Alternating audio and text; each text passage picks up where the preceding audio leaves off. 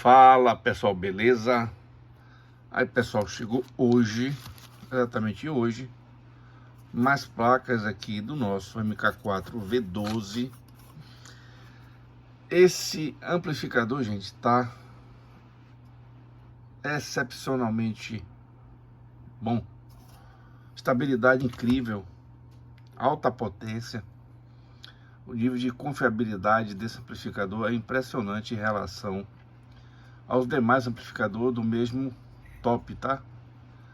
Então, se você quer ter um som equilibradíssimo na sua casa, na sua festa, utilize aí o MK4 V12, que é um amplificador bem pensado, estruturado para atender a maioria das necessidades dos audiófilos, dos profissionais do áudio.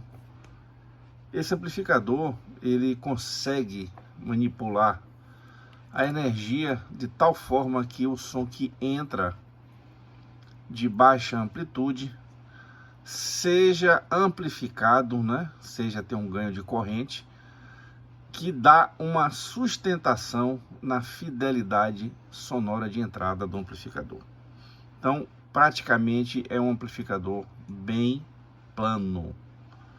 Para as pessoas que gostam de ouvir o detalhe da música, música da década de 70, 80, os flashbacks, onde você tem a percussão acústica, você percebe nesse amplificador os detalhes dos harmônicos da bateria, né? Bateria acústica. Então você vai ouvir um som de altíssima qualidade. É evidente que você vai precisar também da caixa, no sistema acústico, né? Os transdutores de boa qualidade, uma caixa de som também com um efeito ressonante legal. Temos caixas muito boas aí no mercado. Você vai dar uma cutucada aí que a gente acha caixas de extrema qualidade. Então, gente, essa placa tá aqui. Quem tem ainda interesse em pegar um MK4 V12, vou estar produzindo 10 pares para pronta entrega. As placas que chegaram hoje, eu tô fazendo a parte de montagem em sequência e testando uma a uma. Tenho algumas placas para testar para fazer a entrega. Eu tô sem tempo, gente, de editar vídeo para subir aí para vocês observarem, e vocês também já estão cansados de ver teste de placa. Eu faço os testes, mas para mostrar que foi feito e tá tudo ok. Estou utilizando no MK4 V12 os transistores novos que a gente adquiriu, que chegaram aqui o lote, que dá uma melhorada, uma reforçada aí no nosso VAS. Então nós temos aí um excelente amplificador, gente, com preço bem agradável, que não dói no bolso, e você vai ter um amplificador top de linha, tá? Então quem tiver interesse, só é vendido as placas aos pares, ok? Chegou também os capacitores da Elna. Os capacitores aqui são capacitores 100 volts por 15 mil. Eu já fiz o teste desses capacitores, são capacitores bons. Eu não observo muito a marca não, eu verifico a SR do capacitor e se a capacitância está batendo. Eu já fiz alguns testes de carga e sobrecarga na fonte. Eles estão equipando aqui a FSR20.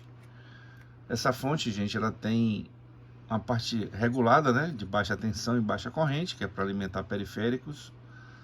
E os capacitores de 15 mil, né, 30 mil totais aí, ele tá dando 15.900 e pouco. A SR tá 0.2 ohms. Então é um bom capacitor. Já fiz carga e descarga, simulei alguns curtos-circuitos e ficou dentro da fase aí que a gente utiliza para liberar as fontes. Então, eu com certeza tenho uma filtragem boa. Além da gente ter os nossos indutores ali, né, para ruído de alta frequência. Os capacitores, ele tem isolamento de 100 volts, dá para quebrar um galhão. Diz que é para áudio, né? Para mim, capacitor eletrolítico é capacitor eletrolítico. Então, além dos capacitores da fonte, o MK4V12 ainda tem os filtros de linha. Esses filtros de linha estão em cascata, tá, gente? Então, possibilitam uma estabilidade excelente do amplificador, né? Quando mais ele dá aquele grave pesado, os capacitores sustentam aqui a fonte do filtro de linha. Então, eles mandam energia, acumulam energia para o par diferencial, o VAS, uma série de qualidades que são inerentes a amplificadores de alto nível. Então chegou aqui, gente, mais placas aqui do MK4V12. E aproveitando esse vídeo, eu vou tirar uma dúvida de um inscrito que me perguntou sobre o resistor de emissor e como é que eu devo calcular o bias de uma maneira mais eficaz. Então, nós sabemos que a gente faz medições a determinados pontos do amplificador para verificar se o bias, né? No caso aqui eu estou utilizando um VBE, multiplicador de VBE, MVBE,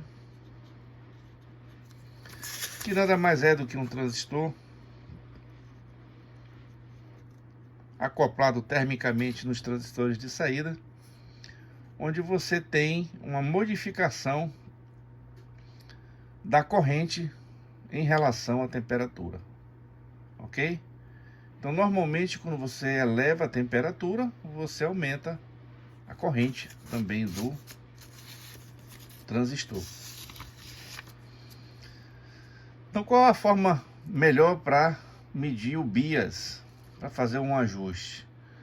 Você tem que ter em mente que o amplificador, quando você faz o cálculo de polarização, verificar a menor corrente possível para que ele mantenha os transistores ligados, ativos, por um determinado tempo, onde há mudança do semiciclo positivo para o negativo, evitando a distorção de crossover.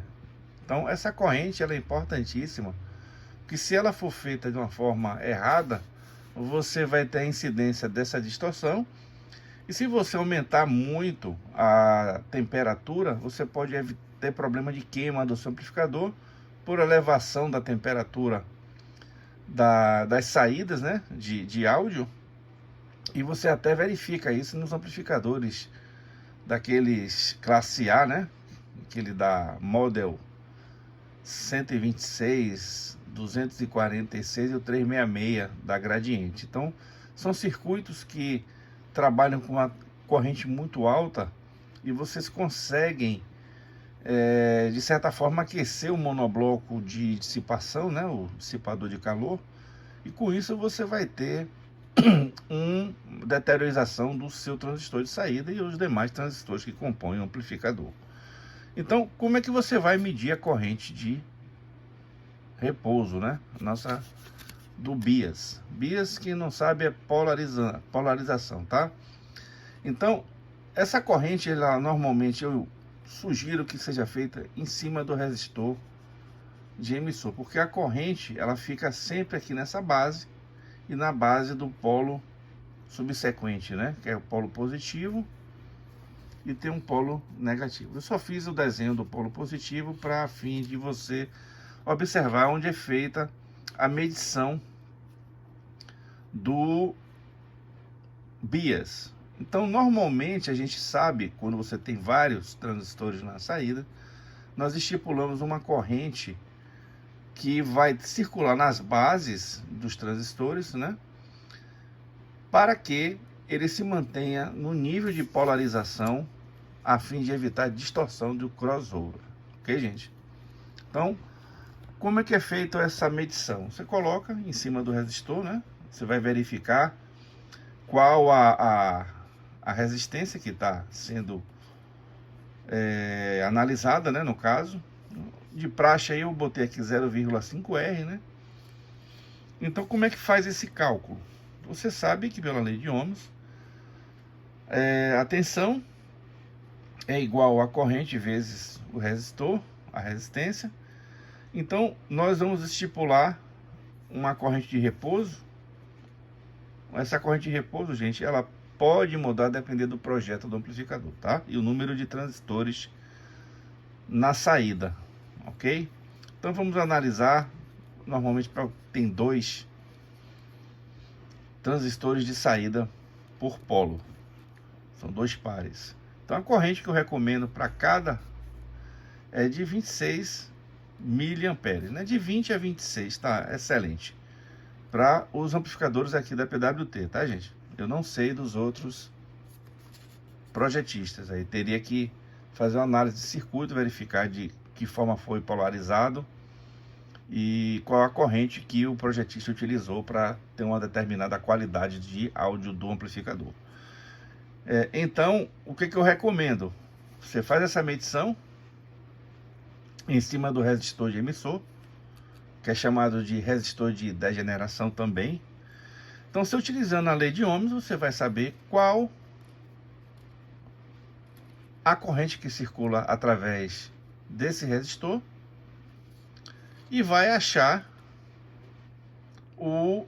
a resultante, né, da corrente analisando o circuito. Ou seja, você vai botar aqui, você vai medir quantos milivolts está circulando nessa resistência. Isso o amplificador, gente, ligado com o alto-falante acoplado no circuito, né, com o transdutor acoplado no circuito e sem sinal de entrada. Preferencialmente você coloca ela em curto, para você evitar problemas de ruído e evitar a medição errada. Então você faz a medição desses 2 pontos e depois você calcula pela lei de Ohms, usando o resistor como referência. E com isso você vai achar a sua corrente em cima desse resistor. Observe que quando você tem vários transistores, a corrente também ela vai ser somada aí, ok? Então vamos ter uma corrente de repouso baixo em relação à polarização do multiplicador de VBE.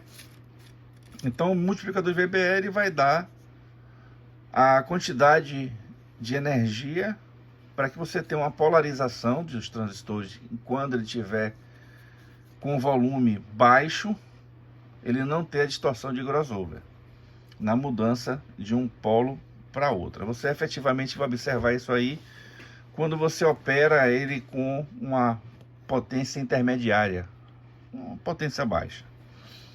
Então, quando você junta esses 2 pontos aqui, você praticamente zera a corrente de repouso, ok? Porque não tem uma diferença de corrente nos transistores excitadores que ficam aqui.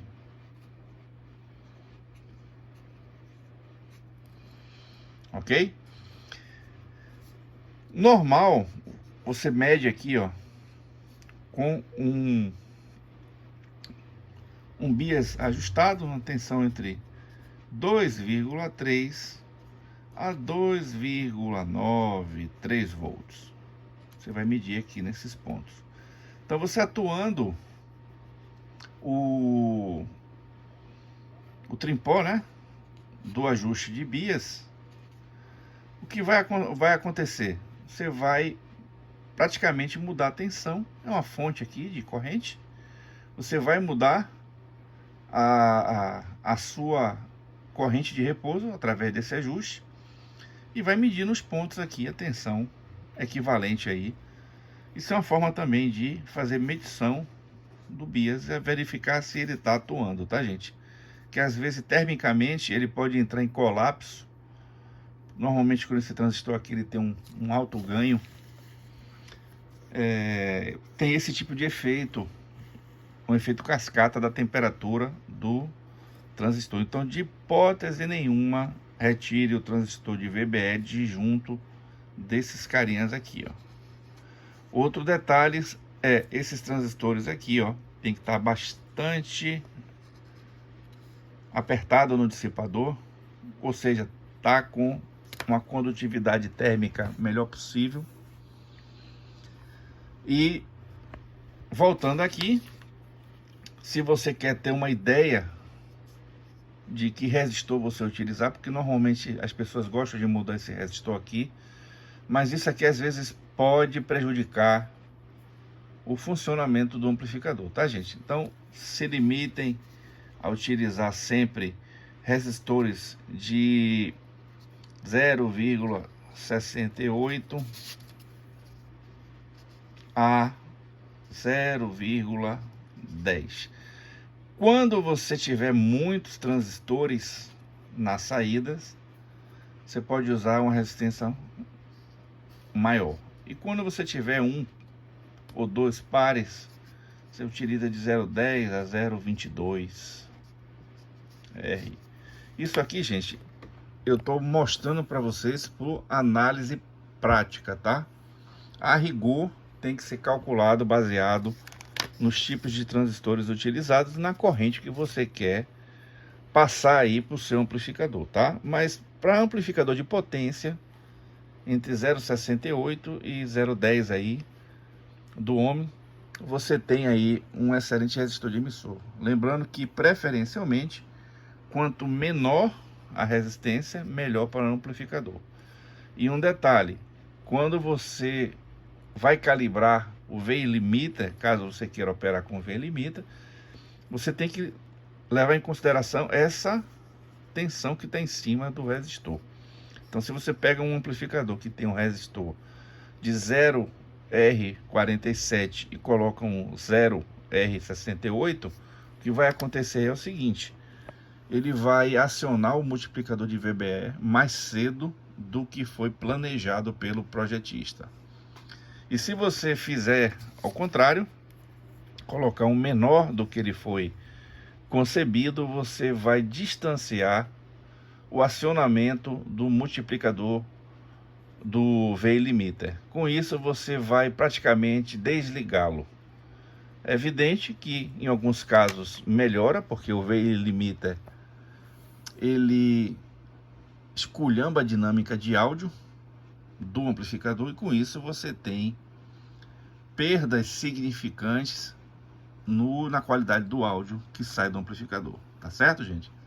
Então, mas o pessoal que é técnico de manutenção, se vocês já tiverem vivência, né, você pode também pegar através dos nossos base entre coletor, né, entre base e emissor, desculpe, o nosso VBE.